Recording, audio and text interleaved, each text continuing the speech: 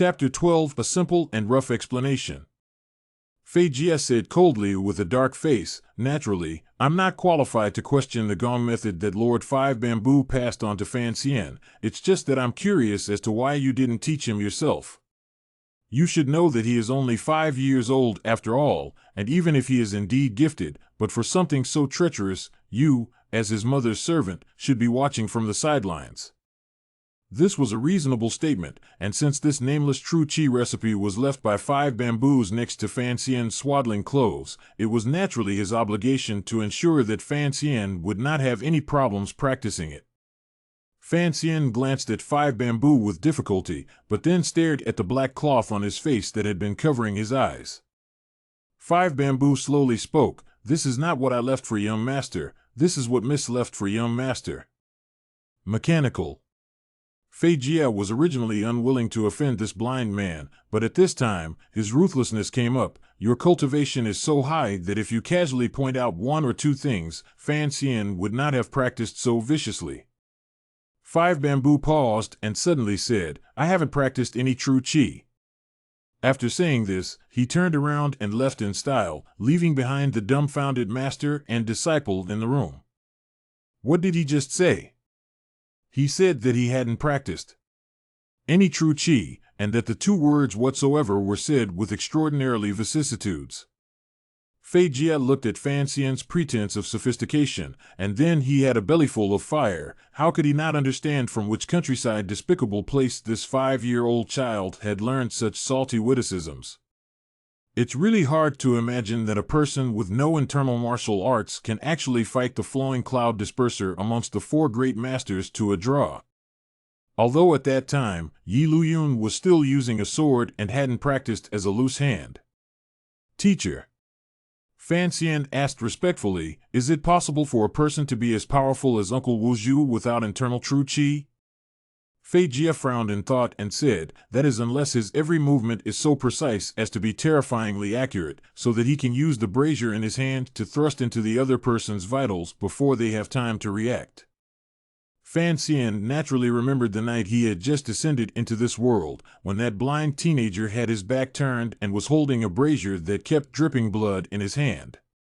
But this kind of speed and strength shouldn't be something humans can achieve.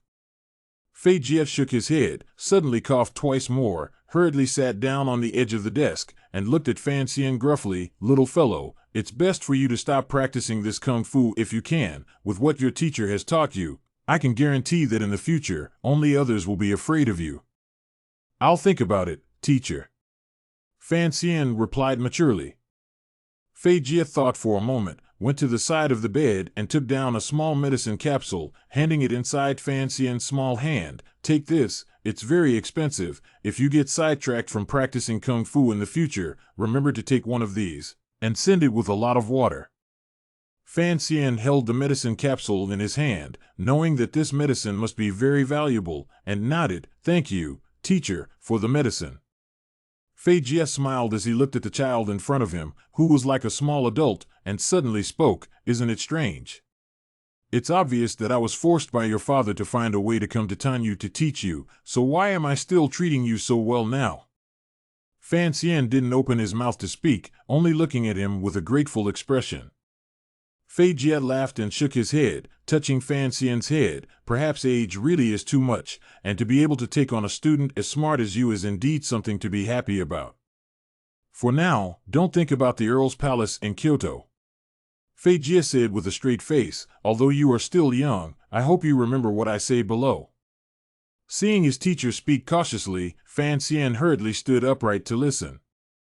"Your family's affairs are far more complicated than you can imagine, and what's involved here is not just your survival, but may involve many more lives, so you must be careful. In these years before you grow up, you have to learn to protect yourself, so that in the future there is more strength to protect others." "Who will I have to protect in the future?" Fan Xian was a bit puzzled. Fei Jie laughed and pointed to his nose. "People like me, for example, who are no longer detached from you." Fan Xian nodded in seeming understanding, thinking in his heart that this matter did seem quite complicated, and in his own 2 lives, he couldn't even figure out what exactly these old comrades were playing at. All right, you go back to your room first. Remember to recuperate. That evil overbearing kung fu is best not practiced. Fan Xian honestly went back to his room, and as soon as he entered, he saw 5 bamboos sitting quietly in the corner, no light, a darkness, but the black cloth over his eyes was even more like a thick ink-like stagnation than this night color. Uncle. Fan Xian bowed his head. 5 Bamboo's voice came out from the corner, flat and clear. That book is divided into 2 volumes. The first one is called Hegemony, and the second one has no name. This is the book that Miss left for you, so I put it by your side when you were a child.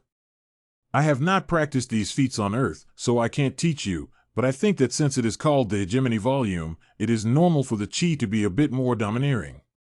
If you have problems practicing it, it is your own problem. After saying this, a piece of black cloth disappeared from Fan Xian's eyes. What a simple and crude explanation, what an indifferent, eccentric person.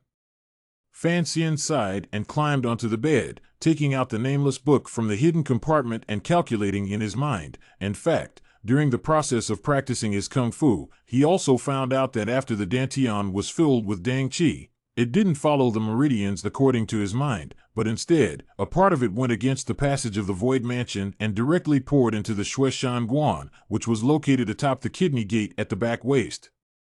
The Shueshan Pass leads to the spine, and Fan Xian, no matter whether he followed Fei Jie's studies in his previous life or in this life, understands that the nerve bundles there go straight to the brain, which is the most crucial part of a person's body, and that the slightest mishap will leave him crippled and paralyzed in his bed.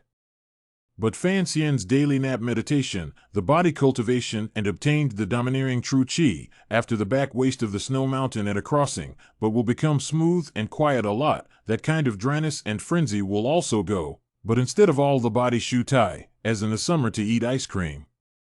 From the time he was a year old, this was how he practiced. Could it be that he had practiced wrongly from the beginning? Fan Xian didn't have the confidence to take a crooked path in this world's martial arts, yet like a man who quenches his thirst, he could no longer get rid of this pleasure. If he stopped practicing now, those overbearing true qi in his body would one day break through this stinking skin of his. Blind 5 Bamboo said that it was Fan Xian's own problem if he couldn't practice. Fan Xian, on the other hand, was thinking at this moment, to practice or not to practice, that was the real question.